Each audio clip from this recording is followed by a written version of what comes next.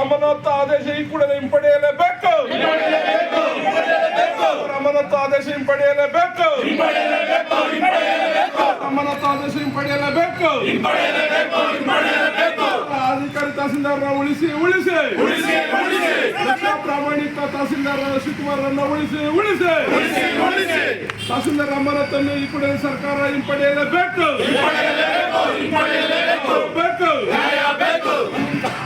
ರಾಜಕೀಯ ಒತ್ತಡಕ್ಕೆ ಮಣಿದು ರೈತ ಪರವಾಗಿದ್ದಂತ ತಹಸೀಲ್ದಾರ್ ಅಮಾನತು ಮಾಡಿರುವ ಸರ್ಕಾರಕ್ಕೆ, ರೈತ ಪರವಾಗಿ ಕಾರ್ಯನಿರ್ವಹಿಸಿದ ತಹಸೀಲ್ದಾರ್ ಅನ್ನು ಅಮಾನತು ಮಾಡಿರುವ ಸರ್ಕಾರಕ್ಕೆ, ರೈತ ಪರವಾಗಿ ಹೋರಾಟದಲ್ಲಿ ಮುಂಚೂಣಿಯಲ್ಲಿರುವ ರಾಜಕಾರಣಿಗಳ ಒತ್ತಡಕ್ಕೆ ಮಣಿದು ರೈತರಿಗೆ ವಿರೋಧಿಯಾಗಿರುವ ಸರ್ಕಾರಕ್ಕೆ, ರೈತ ವಿರೋಧಿ ಸರ್ಕಾರಕ್ಕೆ ಏನಿವತ್ತು ನಾವು ಮುಸ್ಲಿಂ ಯೂತ್ ಅಸೋಸಿಯೇಷನ್ ಮತ್ತೆ ಆರೋಳ್ಳಿ ಸಮಸ್ತ ತಾಲೂಕಿನ ಪ್ರಗತಿಪರ ಸಂಘಟನೆಗಳೆಲ್ಲ ಇವತ್ತೆಲ್ಲ ಸೇರಿದ್ದೀವಿ. ನಾವು ನೋಡ್ಬೋದು, ಇದೊಂದು ಐತಿಹಾಸಿಕ ಗಳಿಗೆ. ಯಾವುದೇ ಒಂದು ವೇದಿಕೆಯಲ್ಲಿ ಈ ಮಟ್ಟಕ್ಕೆ ನಮ್ಮ ಆರೋಳ್ಳಿ ಇತಿಹಾಸದಲ್ಲಿ ಪ್ರಥಮ ಬಾರಿಗೆ ಒಬ್ಬ ತಹಸೀಲ್ದಾರ್ ಬಗ್ಗೆ, ಇಲ್ಲಿ ಯಾವುದೂ ಪಕ್ಷ ಇಲ್ಲ, ಜಾತಿ ಇಲ್ಲ, ಸಂಘಟನೆ ಎಲ್ಲರೂ ಸೇರಿ ಒಬ್ಬ ತಹಸೀಲ್ದಾರ್ ಪರವಾಗಿ ನಿಂತ್ಕೊತಾ ಇದ್ದಾರೆ ಅಂತಂದ್ರೆ ಅದಕ್ಕೆ ಕಾರಣ ಏನಂದ್ರೆ ಅವರಲ್ಲಿ ಇರ್ತಕ್ಕಂಥ ಸಾರ್ವಜನಿಕ ಒಂದು ಒಳ್ಳೆ ರೀತಿ, ಅವರಲ್ಲಿ ಇರ್ತಕ್ಕಂಥ ಸಾರ್ವಜನಿಕರ ಒಂದು ಒಳ್ಳೆತನ ಏನಾದ್ರು ಮಾಡಬೇಕು ಅನ್ನೋದೊಂದು ಮನೋಭಾವನೆ ಅವರಲ್ಲಿತ್ತು.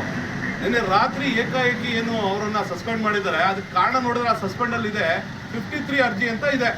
53 ಅರ್ಜಿ 26ನೇ ತಾರೀಕು ಬಗರ್ ಹುಕುಂ ಸಾಗುವಳ್ಳಿ MLA ಅವರ ಒಂದು ಅಧ್ಯಕ್ಷತೆಯಲ್ಲಿ ಒಂದು ಮೀಟಿಂಗನ್ನು ಮಾಡಬೇಕಾಗಿತ್ತು. ಅದಕ್ಕೆ ಸಂಬಂಧಪಟ್ಟಾಗೆ ಯಾರು ಇದಕ್ಕೆ ಮೌಖಿಕವಾಗಿ ನಮ್ಮ MLA ಅವರು ನಿರ್ದೇಶನ ಕೊಟ್ಟಿದ್ರು.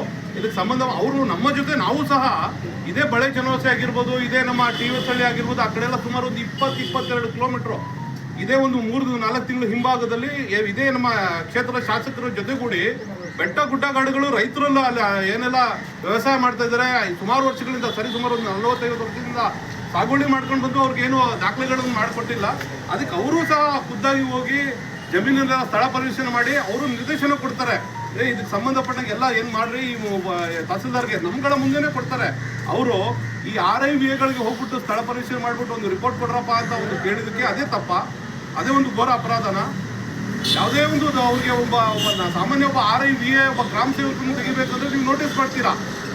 ಒಬ್ಬ KS ಅಧಿಕಾರಿಗಳನ್ನ ನೀವು ಬಗೆ ಒಂದು ನೋಟಿಸ್ ಇಲ್ಲದೆ ರಾತ್ರಿ ಏಕಾಏಕಿ ಸಸ್ಪೆಂಡ್ ಮಾಡ್ತೀರಾ ಅಂದರೆ ಏನು?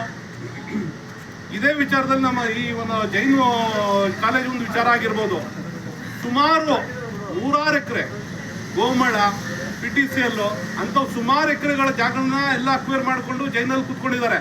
ಅದನ್ನ ಒಂದು ಸರ್ವೆ ಮಾಡಿದ ತಪ್ಪ ಸರ್. ರೈತರ ಪರವಾಗಿ, ಸಾರ್ವಜನಿಕ ಪರವಾಗಿ, ರಸ್ತೆ ಪರವಾಗಿ ಅಲ್ಲಿ ಜನಗಳಿಗೆ ರಸ್ತೆ ಇಲ್ಲ ಅಂತ ಹೇಳ್ಬಿಟ್ಟು ಅವ್ರು ಹೋಗ್ಬಿಟ್ಟು ಒಂದು ಸರ್ವೆ ಮಾಡಿಸಿದ ತಪ್ಪ.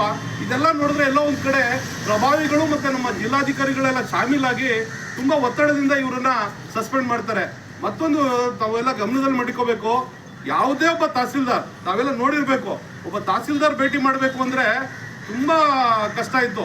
ಒಂದು ಇದೇ ಒಂದು ಕನಕಪುರ ತಹಸೀಲ್ದಾರ್ ಆಗಿರ್ಬೋದು, ಒಬ್ಬ ಸಾರ್ವಜನಿಕ ಹೋಗಿ ಭೇಟಿ ಮಾಡಬೇಕಂದ್ರೆ ಅವ್ರಿಗೆ ಒಂದು ಅರ್ಧ ಗಂಟೆ, 3/4 ಗಂಟೆ, 1 ಗಂಟೆ ಕಾಯಬೇಕು, ಅವ್ರಿಗೊಂದು ಅಪಾಯಿಂಟ್ಮೆಂಟ್ ತೊಗೋಬೇಕು. ಇವ್ರು ಹೆಂಗಿದ್ರು ಅಂದರೆ ಸಾರ್ವಜನಿಕರು ಬಂದರೆ ಫಸ್ಟು ಅವ್ರ ಕೆಲಸ ನಮ್ಗಳಿಗೆ ಹೇಳ್ತಾ ಇದ್ರು, ಸರ್ ನೀವೆಲ್ಲ ಲೀಡ್ರುಗಳು, ನಿಮ್ಮ ಕೆಲಸಗಳೆಲ್ಲ ಆಮೇಲೆ ಆಯ್ತದ ಬಿಡಿ ಸರ್, ಸಾರ್ವಜನಿಕರ ಕೆಲಸ ಮಾಡೋಣ ಮೊದಲು, ನಮಗೆ ನಿಮ್ದೆಲ್ಲ ಕೆಲಸಗಳು ಇದ್ದೇ ಇರ್ತದೆ ಅಂತ ಅನ್ನೋರು ಏನೋ ನಮಗೆ. ಸೊ ಆ ಒಂದು ವಿಶ್ವಾಸ ಮಾಡಿಕೊಂಡು ಸಾರ್ವಜನಿಕರೇ, ರೈತರಿಗೆ, ದಲಿತರಿಗೆ, ಅಲ್ಪಸಂಖ್ಯಾತರಿಗೆ ಎಲ್ಲ ಪ್ರತಿಯೊಂದು ಸಮಾಜಕ್ಕೂ ಒಂದು ಒಳ್ಳೆ ರೀತಿಯಲ್ಲಿ ಕೆಲಸ ಮಾಡಿಕೊಡ್ಬೇಕು ಅಂದ್ಬಿಟ್ಟು ಒಂದು ಒಳ್ಳೆ ಮನೋಭಾವ ಮಾಡಿಕೊಂಡಂಥ ಶಿವಕುಮಾರ್ ಅವ್ರನ್ನ ಏಕಾಏಕಿ ಏನು ಸಸ್ಪೆಂಡ್ ಮಾಡಿದ್ದೀರಿ, ಅದನ್ನು ನಾವೆಲ್ಲ ಈ ಎಲ್ಲ ನಮ್ಮ ಪ್ರಗತಿಪರ ಸಂಘಟನೆಗಳೆಲ್ಲ ಖಂಡಿಸ್ತೀವಿ. ಈ ಒಂದು ಸಂದೇಶ, ಸ್ಪಷ್ಟ ಸಂದೇಶ ನಮ್ಮ ಆರೋಳಿ ತಾಲೂಕಿಂದ ಜಿಲ್ಲಾಧಿಕಾರಿಗಳಿಗೆ ಒಂದು ಸ್ಪಷ್ಟ ಸಂದೇಶವನ್ನು ಕೊಡೋಕ್ಕೆ ನಾವು ಇಷ್ಟಪಡ್ತೀವಿ. ಮುಂದಿನ ದಿನಗಳಲ್ಲಿ ನೀವು ಇದನ್ನ ಏನಾಗಿ ಇವಾಗ ಈ ಕೂಡಲೇ ಅವರ ಒಂದು ಆದೇಶನ ಹಿಂಪಡಿಬೇಕು. ಏನು ಸಸ್ಪೆಂಡ್ ಮಾಡಿದ್ರಿ ಅದನ್ನ ಹಿಂಪಡಿಬೇಕು, ಇಲ್ಲ ಅಂದರೆ ಇದರ ವಿರುದ್ಧ ಉಗ್ರವಾಗಿ ಎಲ್ಲ ಪ್ರಗತಿಪರ ಸಂಘಟನೆಗಳೆಲ್ಲ ನಾವು ಹೋರಾಟ ಮಾಡ್ತೀವಿ ಅಂತ ಹೇಳಕ್ಕೆ ಇಚ್ಛೆ. ನ್ಯಾಮತ್ತಂಗೆ 25ಕ್ಕೂ ಹೆಚ್ಚು ಸಂಘಟನೆಗಳು, ಪ್ರಗತಿಪರ ಸಂಘಟನೆಗಳು ಒಟ್ಟಾಗಿರೋದು ತಾಲೂಕಾದ ಮೇಲೆ ಪ್ರಪ್ರಥಮ ಬಾರಿಗೆ ಅಂತ ನಾವಾದರೂ ಖುಷಿ ಪಡ್ಕೋಬೇಕು. ನಮ್ಮ ತಹಸೀಲ್ದಾರ್ ಪರವಾಗಿ ಹೋರಾಟ ಮಾಡೋಕ್ಕೆ ಇಡೀ ಆರೋಳ್ಳಿಯ 25ಕ್ಕೂ ಹೆಚ್ಚು ಪ್ರಗತಿಪರ ಸಂಘಟನೆಗಳು, ರೈತ ಸಂಘಟನೆಗಳು, ಕನ್ನಡ ಪರ ಚಳವಳಿಗಳು ಎಲ್ಲ ಸೇರಿ ಒಗ್ಗಟ್ಟಾಗಿ ಇವತ್ತು ತಹಸೀಲ್ದಾರ್ ಶಿವಕುಮಾರ್ ಪರವಾಗಿ ಏನು ಶಿವಕುಮಾರ್ ಅವರನ್ನ ರಾತ್ರೋರಾತ್ರಿ ಜಿಲ್ಲಾಡಳಿತ ಮತ್ತು ಸರ್ಕಾರ ಅಮಾನತ್ ಮಾಡಿದೆ. ಆ ಅಮಾನತ್ ಆದೇಶವನ್ನು ಹಿಂಪಡಿಬೇಕು ಅನ್ನೋ ಒಂದು ಒಕ್ಕರಣೆಯಿಂದ ಇವತ್ತು ನಾವೆಲ್ಲ ಇಲ್ಲಿ ಹೋರಾಟಕ್ಕೆ ಇಳಿದಿದ್ದೀವಿ. ಈ ಹೋರಾಟ ಇವತ್ತು ಸಾಂಕೇತಿಕವಾಗಿ ಒಂದು ಪತ್ರಿಕಾಗೋಷ್ಠಿ ಮೂಲಕ ಒಂದು ನಮ್ಮೆಲ್ಲರ ಬೆಂಬಲ ತಹಸೀಲ್ದಾರ್ಗೆ ಇದೆ ಅನ್ನೋದ್ರ ಮೂಲಕ ಸರ್ಕಾರಕ್ಕೆ ಸಂದೇಶ ಕೊಡೋಕ್ಕೆ ನಾವು ಮುಂದೆ ಸೋಮವಾರದಲ್ಲಿ ಏನು ಮಾಡಬೇಕು ಅನ್ನೋದ್ರ ಬಗ್ಗೆ ಚರ್ಚೆ ಮಾಡ್ತೀವಿ. ಇದಾದಮೇಲೆ ಇದೊಂದು ಸಾಂಕೇತಿಕವಾಗಿ ತುರ್ತುವಾಗಿರೋ ಒಂದು ಪತ್ರಿಕಾಗೋಷ್ಠಿ ಮತ್ತು ಒಂದು ಹೋರಾಟ ಅಂತ ನಾನು ಈ ಮೂಲಕ ತಮ್ಮ ಗಮನಕ್ಕೆ ತರ್ತೇನೆ. ಬಂಧುಗಳೇ, ಜಿಲ್ಲೆಯಲ್ಲಿ 5ನೇ ತಾಲೂಕಾಗಿ ಜನ್ಮ ತಾಳದ ಹಾರೋಹಳ್ಳಿ ತಾಲೂಕು ಸಮಸ್ಯೆಗಳ ಆಗರವಾಗಿತ್ತು. ರೈತರಿಗೆ, ಮಹಿಳೆಯರಿಗೆ, ಬಡವರ ಹಾಗೆ ಕೆಲಸಗಳಾಗ್ತಾ ಇರಲಿಲ್ಲ. ಶಿವಕುಮಾರ್ ಅವರು ಬಂದಾದ್ಮೇಲೆ ಜಿಲ್ಲೆಯಲ್ಲಿ ಬಹಳ ತಾಲೂಕಿನಲ್ಲಿ ಕೆಲಸ ಆಗಿ ಯಾವುದೇ ಮಹಿಳೆ ಬಂದರೂ ಅವ್ರಿಗೆ ಸಮಸ್ಯೆ ಕುಂಡ್ರಿಸಿ ಕೇಳಿ ಅವ್ರ ಸಮಸ್ಯೆಯನ್ನು ಸಾಲ್ವ್ ಮಾಡೋಕ್ಕೆ ಸಂಬಂಧಪಟ್ಟ RIVAಗೆ ತಕ್ಷಣ ಒಂದು ಸೂಚನೆ ನೀಡಿದಂಥ ಯಾರಾದರೂ ಖಡಕ್ ಅಧಿಕಾರಿ ಇದ್ದರೆ ಅದು ಶಿವಕುಮಾರ್ ಆಗಿದ್ರು. ಅಂಥ ಶಿವಕುಮಾರ್ ಅವ್ರಿಗೆ ಅವ್ರ ಕೈ ಕೆಳಗಡೆ ಇದ್ದಂಥ VARIಗಳು ಇಲ್ಲ, VARIಗಳು ಅನ್ನೋ ಒತ್ತಡಕ್ಕೆ ಜಿಲ್ಲಾಡಳಿತ ಮಾಡಿದೆ, ಸರ್ಕಾರ ಮಾಡಿದೆ ಗೊತ್ತಿಲ್ಲ. ಒಬ್ಬ ದಕ್ಷ ಅಧಿಕಾರಿ ಈ ತಾಲೂಕಿನ ಮಗ ಇಲ್ಲೇ ಉಳಿದಂಥವ್ರು ಏನೋ ಒಂದು ಕನ್ಸೋತ್ತಿ ಹಾರೋಹಳ್ಳಿಯನ್ನು ಮಾದರಿಯನ್ನು ಮಾಡಬೇಕು ಅಂತ ಬಂದಂಥ ತಹಸೀಲ್ದಾರ್ಗೆ ಈ ಥರ ಮಾಡ್ತಾ ಇರೋದು ಸರ್ಕಾರ, ಜಿಲ್ಲಾಡಳಿತ, ಜಿಲ್ಲಾಧಿಕಾರಿ ಆಗಿರ್ಬೋದು, ಅಪರ ಜಿಲ್ಲಾಧಿಕಾರಿ ಆಗಿರ್ಬೋದು, ಯಾರ ಒತ್ತಡಕ್ಕೆ RIVAಗಳ ಒತ್ತಡಕ್ಕೆ, ಸಿಬ್ಬಂದಿ ಒತ್ತಡಕ್ಕೆ ಬಂದಿದ್ದೀರೋ ಗೊತ್ತಿಲ್ಲ. ತಾವು ದಯಮಾಡಿ ಜಿಲ್ಲಾಡಳಿತಕ್ಕೆ ನಾನು ಒಂದು ಎಚ್ಚರಿಕೆ ನೀಡ್ತಿದ್ದೀನಿ. ಕೂಲಂಕುಷವಾಗಿ ಪರಿಶೀಲನೆ ಮಾಡಬೇಕು. ಕಳ್ಳ ಯಾರಿದ್ದಾರೆ, ಯಾರು ಕೆಲಸ ಮಾಡ್ತಾರೆ, ಯಾರು ಕೆಲಸ ಮಾಡಲ್ಲ, ಯಾರಿಂದ ಸಮಸ್ಯೆ ಆಗ್ತದೆ ಅಂತ 53 ಅರ್ಜಿಗಳನ್ನು ಮಾನ್ಯ MLA ಹೇಳಿ ಸ್ಥಳ ಪರಿಶೀಲನೆ ಮಾಡಿ ಅಂತ MLA ಹೇಳೋದಕ್ಕೆ ಮಾಡಿದ್ದಾರೆ ಹೊರತು ಸ್ವಾಯತ್ತ ಶಕ್ತಿಯಿಂದ ಎಲ್ಲೋ ಲಂಚ ಇಸ್ಕೊಳ್ಳೋಕ್ಕೆ ಹೋಗಿ ಕೆಲಸ ಮಾಡಲಿಲ್ಲ. ತಹಸೀಲ್ದಾರ್ ಹೆಸರು ಹೇಳಿ ತಹಸೀಲ್ದಾರ್ ಮೂಲಕ ತಹಸೀಲ್ದಾರ್ ಕೊಡಬೇಕು ಅಂತ RIVAಗಳು ಕಲೆಕ್ಷನ್ ಮಾಡಿ ಜಿಲ್ಲಾಡಳಿತ ಕೊಟ್ಟಿದ್ದಾರೆ. ತಹಸೀಲ್ದಾರ್ ಕೊಡಲಿಲ್ಲ. ಹಾಗಾಗಿ ತಹಸೀಲ್ದಾರ್ನ ಏನಾದರೂ ಮಾಡಿ ಸಿಕ್ಕಿಸ್ಬೇಕು, ತಹಸೀಲ್ದಾರ್ಗೆ ಸಮಸ್ಯೆ ಮಾಡಬೇಕು ಅಂತ ತಹಸೀಲ್ದಾರ್ ಮೇಲೆ ಒತ್ತಡ ಹಾಕೋಕ್ಕೆ, ತಹಸೀಲ್ದಾರ್ ಅವರನ್ನು ಇಕ್ಕಟ್ಟಿಗೆ ಸಿಕ್ಕಿಸೋಕ್ಕೆ ತಹಸೀಲ್ದಾರ್ ಕೆಳಗಿನ ಸಿಬ್ಬಂದಿ ಮಾಡಿದ್ದಾರೆ. ಅದು ಜಿಲ್ಲಾಡಳಿತ ಉನ್ನತ ಮಟ್ಟದ ತನಿಖೆ ಮಾಡಿ ತಪ್ಪಿತಸ್ಥರ ಯಾರ್ಯಾರವ್ರೆ ತಪ್ಪಿತಸ್ಥರ ವಿರುದ್ಧ ಕ್ರಮ ಜರುಗಿಸ್ಬೇಕು. ಸುಮ್ಮನೆ ಏಕಾಏಕಿ ರಾತ್ರಿ ನಾವು ಸುಮಾರು ಮನವಿ ಜಿಲ್ಲಾಡಳಿತ ಕೊಟ್ಟಿದ್ದೀವಿ. ಇಲ್ಲ ನಡೀತಾರೋ ಅವ್ಯವಹಾರ, ಇಲ್ಲ ಆಗ್ತಾರೋ ಸಮಸ್ಯೆ, ಇಲ್ಲಿ ಕೆಲವರು ಭ್ರಷ್ಟರಿದ್ದಾರೆ ಅಂತರ್ನ ಅಮಾನತ್ ಮಾಡಿ ಅಂದರೆ ಜನಸ್ನೇಹಿ, ಜನರ ಪರವಾಗಿ ಕೆಲಸ ಮಾಡಿ, ದೀನದಲಿತರ ಪರವಾಗಿ ಕೆಲಸ ಮಾಡಿ, ಹಾರೋಹಳ್ಳಿ ಮರಳವಾಡಿ ತಾಲೂಕಿನ ಅಭಿವೃದ್ಧಿಯ ಪಥದಕ್ಕೆ ಕೊಂಡೊಯ್ಯುವಂಥ ತಹಸೀಲ್ದಾರ್ನ ಏಕಾಏಕಿ ರಾತ್ರಿ ಅಮಾನತ್ ಮಾಡೋದಲ್ಲ, ಇದು ಜಿಲ್ಲಾಡಳಿತದ ಅಂಧ ನೀತಿ ಅಂತ ನಾನು ಅನುಭವಿಸ್ತೀನಿ. ಹಾಗಾಗಿ ಜಿಲ್ಲಾಡಳಿತಕ್ಕೆ ನಾನು ಈ ಮೂಲಕ ತಿಳಿಸ್ತೇನೆ. ಜಿಲ್ಲಾಡಳಿತ ಸರ್ಕಾರಕ್ಕೆ ಪ್ರಿನ್ಸಿಪಲ್ ಸೆಕ್ರೆಟರಿ ರೆವಿನ್ಯೂಗೆ ನಿನ್ನೆ ಸಂಜೆಯಲ್ಲಿ ಕಳಿಸಿದ್ದಾರೆ. ರಾತ್ರಿ ಇಮಿಡಿಯೇಟ್ಲಿ ಆದೇಶ ಬಂದಿದೆ. ಯಾವ ಕಡೆ ಹೋಗ್ತಾ ಇದೆ, ಏನಾಗ್ತಾ ಇದೆ, ಸರ್ಕಾರದ ನಿಲುವು ಗೊತ್ತಾಗ್ತಾ ಇಲ್ಲ. ದಯಮಾಡಿ ಇದು ಉನ್ನತ ಮಟ್ಟದ ತನಿಖೆ ಮಾಡಬೇಕು. ಯಾರು ಭ್ರಷ್ಟ ಅಧಿಕಾರಿಗಳಿದ್ದಾರೆ ಅವ್ರನ್ನ ಅಮಾನತಾಗಬೇಕು. ಜನಪರ ಇರೋರಿಗೆ ಅಮಾನತಾಗಬಾರ್ದು.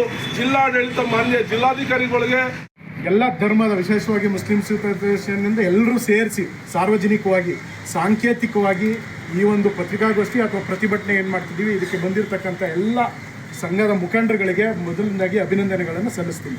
ಮತ್ತು ಇಲ್ಲಿ ಬಂದಿರತಕ್ಕಂಥ ಪತ್ರಿಕಾ ಮಾಧ್ಯಮದವರಿಗೂ ಧನ್ಯವಾದಗಳನ್ನು ತಿಳಿಸ್ತಾ, ಮೊದಲನೇದಾಗಿ ಇಲ್ಲಿ ಸೇರಿರ್ತಕ್ಕಂಥ ಉದ್ದೇಶ ಇಷ್ಟೇ. ಈಗ ಇದು ಒಂದು ಉದಾಹರಣೆ ಅಷ್ಟೇ.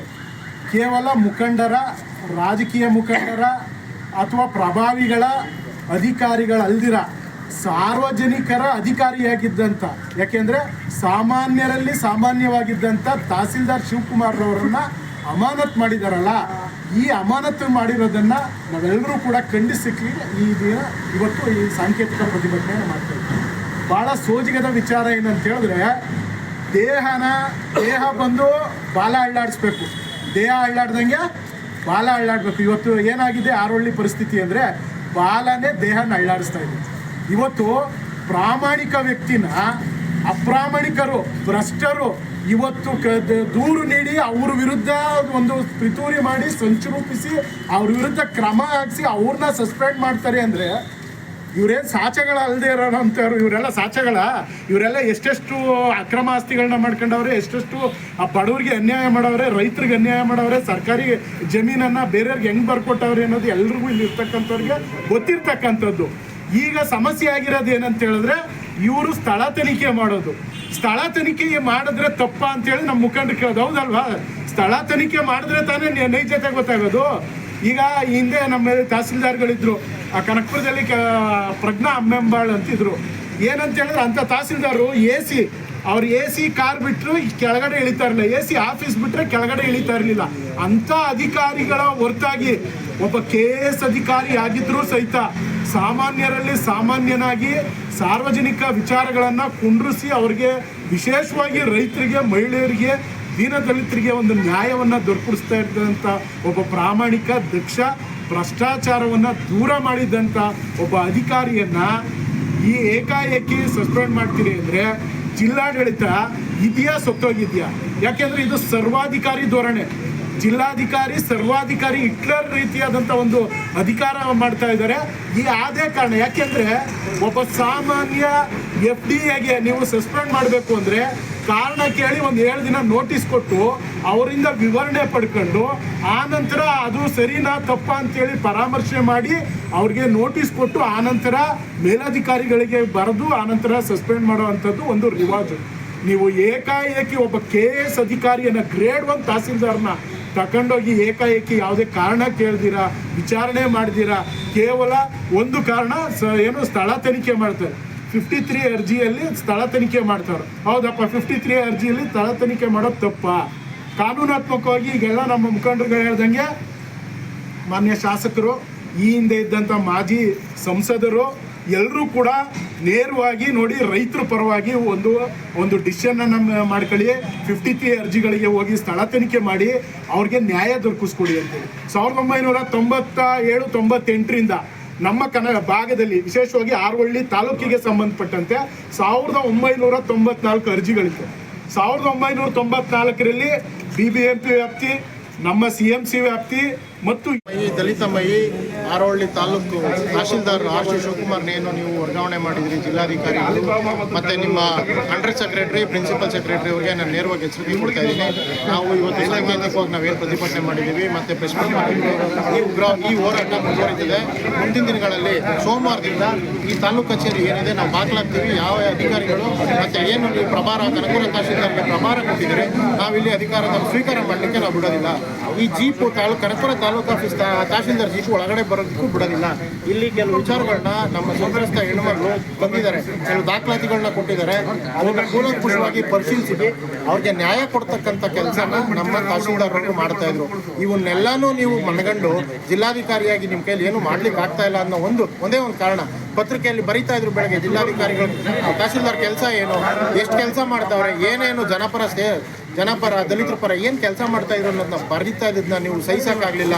ಇದೇ ಈಶ್ವರ್ ಅನ್ನೋ ಒಬ್ಬ VA, ಅಯೋಗ್ಯ VA ಜೊತೆ ಕೈ ಜೋಡಿಸ್ಕೊಂಡು ನೀವು ಇವತ್ತು ಈ ತಹಶೀಲ್ದಾರ್ನ ನೀವು ಏನು ಸಸ್ಪೆಂಡ್ ಮಾಡಿದಿರಿ, ಆ ಸಸ್ಪೆಂಡ್ನ ನಾವು ಯಾವುದೇ ಕಾರಣಕ್ಕೂ ಇಂಪ್ಲಿಮೆಂಟೇಷನ್ಗೆ ನಾವು ಬಿಡೋದಿಲ್ಲ. ರೈತ ಸಂಘ ನೀವು ಯಾವುದೇ ಅಧಿಕಾರಿಗಳನ್ನ ಕರ್ಕೊಬಂದ್ರು ಎಲ್ಲ ಸಂಘಟನೆಗಳು ಸೇರಿ ನೀವು ಆ ಗೇಟಿಂದ ಆಚೆ ನಿಂತ್ಕೊತೀರಿ. ಯಾವನೇ ಬನ್ನಿ, ನೀವು DC ಆಗ್ಬೋದು, AC ಆಗ್ಬೋದು, ADC ಆಗ್ಬೋದು, ನೀವು ಯಾರು ನಿಮ್ಮ ಮೇಲ್ಗಡೆ ಸೂಪರಿಂಟೆಂಡು ನಿಮ್ಮ ಅಧಿಕಾರಿಗಳಿಗೆ ನೀವು ಯಾವನೇ ಬಂದರೂ ನಮ್ಮೆಲ್ಲರಿಗೂ ಸೇವಕ.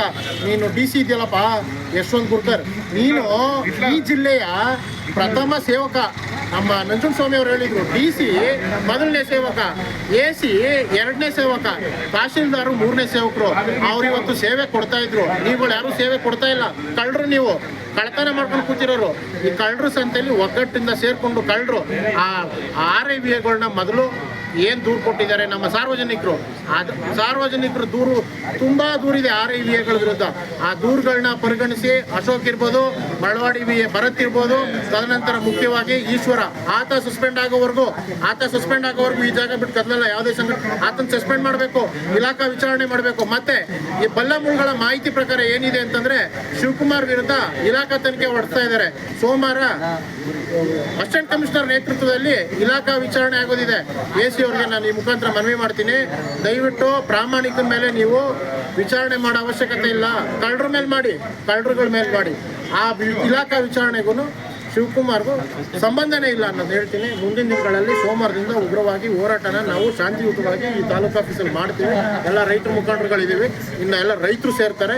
ಇನ್ನು ಹೆಚ್ಚಿನ ಸಂಖ್ಯೆಯಲ್ಲಿ ನಾವು ಸೇರಿ ಇಲ್ಲಿ ಪ್ರತಿಭಟನೆ ಮಾಡ್ತೀವಿ. ಫಸ್ಟ್ ನೀವು ನೋಟಿಸ್ ಕೊಡಿ, ಶಿವಕುಮಾರ್ ನೋಟಿಸ್ ಕೊಡಿ. ಏನೇ ತಪ್ಪು ಮಾಡಲಿ, ಅಲ್ಲಿ ಏನು ಕರ್ನಾಟಕ ಆಡಳಿತ ಸೇವೆ, ನೌಕರ ಸೇವೆ ಏನು ಬರ್ತದೋ ಅದ್ರ ಪ್ರಕಾರ ಒಂದು ನೋಟಿಸ್ ಕೊಡಿ. ಕಾರಣ ಕೇಳಿ ನೀವು ತಪ್ಪು ಮಾಡಿದಿರಿ ಅಂತ. ಆ ನೋಟಿಸ್ ಖಾತೆ ಏನು ಉತ್ತರ ಕೊಡ್ತಾರೋ ಕೊಡಲಿ. ಆ ಉತ್ತರ ನಂತರ ನೀವು ಕ್ರಮ ಕೈಗೊಳ್ಳಿ. ಇದು ಎಚ್ಚರಿಕೆ DC ಅವ್ರಿಗೆ ನೇರವಾಗಿ ಎಚ್ಚರಿಕೆ ಕೊಡ್ತಾ ಇದೀವಿ ರೈತ ಸಂಘದಿಂದ. ಆ ಆದೇಶನ ರಿವೋಕ್ ಮಾಡಿ ಶಿವಕುಮಾರ್ಗೆ ಮತ್ತೆ ಇಲ್ಲಿ ಚಾರ್ಜ್ ಕೊಡಬೇಕು ಅಂತ ರೈತ ಸಂಘ, ಪ್ರಗತಿಪರ ಸಂಘಟನೆಗಳು, ದಲಿತ ಸಂಘಟನೆಗಳು ಎಲ್ಲರೂ ಸೇರಿ, ಸಾರ್ವಜನಿಕರೆಲ್ಲ ಸೇರಿ ಈ ಮುಖಾಂತರ ತಮಗೆ ಒತ್ತಾಯ ಮಾಡ್ತಾ ಇದೀವಿ. ಧನ್ಯವಾದಗಳು.